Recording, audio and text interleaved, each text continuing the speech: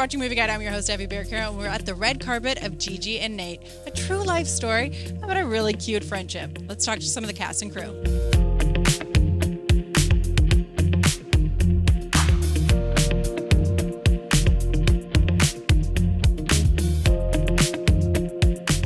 Did you kind of grow through this time period of doing this? Because it's a really kind of heavy story. Yeah, I mean, I learned a lot.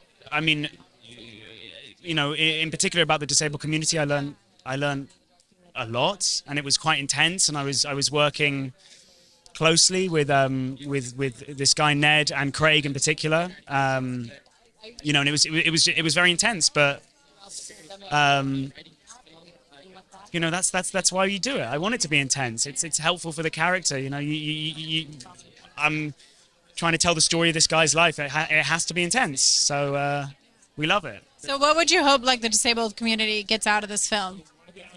I mean, I hope they are moved by it and they see themselves, and I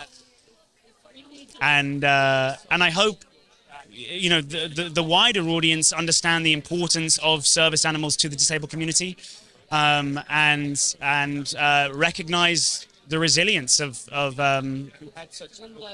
you know, these people who are disabled and their families. And she seems like she has a really good heart, because she's like kind of always rooting for him, right? And in the end, she's like, "No, we gotta fight for this," and it was a good little message. So can you kind of expand on that? Yeah, of course. I mean, you know, the movie itself has so many great messages all kind of strung throughout it. But I do think she is someone that is there to support him, whether it was through helping him have a normal experience at college, whether that ended so well for him or not with his family, but then, you know, being there to support him after that when his family wasn't super happy about it, and kind of just always consistently sticking through. And I think being just another big positive enforcement for him. And what do you hope for the, you know, disabled community to get out of the movie? Because there's so many beautiful... Oh my gosh, of course, yeah. I mean, I think, first of all, this event is, like, so amazing, and I think it's such a great thing for the community in general. But it's just really uplifting. I think, you know, it's real about the aspects of it that can be hard, kind of adjusting to having to live your life in a different way. But it all ends really positively about kind of just, you know, in general, people being super accepting, your family being there for you, friends being there for you. And I just hope, you know, it's a really feel-good movie about kind of, you know, just being happy with yourself and being with the people you love. In terms of an accident or something horrible, and how that affects the family dynamic, and what happens to a family when they're dealing with somebody who has an illness or has a problem. So that's part of the issue. And then, so what we had to do is set up a family that was at one and at peace with themselves before that. And then that happens. What happens in the movie is that that family is dislocated and messed up, and that's what they have to deal with. Yeah, I personally related to that because I've had an illness in my own family, and so and I was a caregiver, and so I think you represented that really nicely. So, you know, the cost of that on any family is quite severe. You know, and that's what I think about. I think the real heroes in this situation are people who are caregivers, and who do that. You know, and that sometimes, as you know, they don't get paid to do that. They do it out of love. Yeah. And the story about the service animal, I did not realize that this was even something in contention, I guess, with the monkey. You know, this is based on the true story, right, of this family. Essentially, the monkeys have been out in and working for the last 20 to 30 years. And over time, what has happened is that option to people who are disabled has been closed down. So that state by state, the idea of having a service animal, particularly as a primate, that option has been removed from people. And I don't think people know that, or even aware of that, or sometimes are even aware that monkeys or primates can be service animals.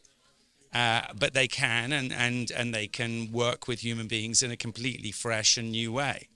And it seems rather sad that those laws have been passed where that isn't possible.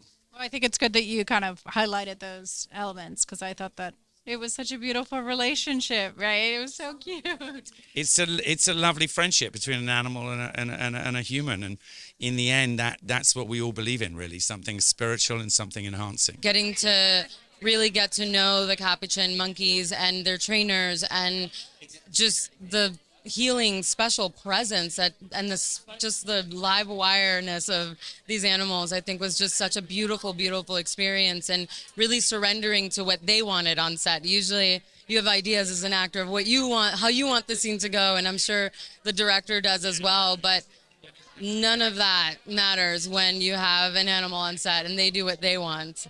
This family dynamic and what this family goes through and the trials and tribulations of it and how we stay strong together is just like the heart of this film. Did you feel like you learned through the process too? Because it's like kind of heavy themes, so. Oh, absolutely. Yeah, I learned so much throughout this process. It's my first time working with like a wild animal. And then anytime you do any sort of theater or film project, you end up making a family with your co-stars, and like that's super important. And I was so lucky to work with so many great co-stars, from Marcia Gay Harden to Jim Belushi to Charlie Rowe. Everyone was just fabulous to work with and just good energy to be around, which is very important. No, seriously, you spend like 16 hours a day, 14 hours a day with these people. Like, you better hope they wear deodorant and like are good people. That's a wrap from the red carpet of GiGi and Nate. Make sure to check out the full review at movieguide.org.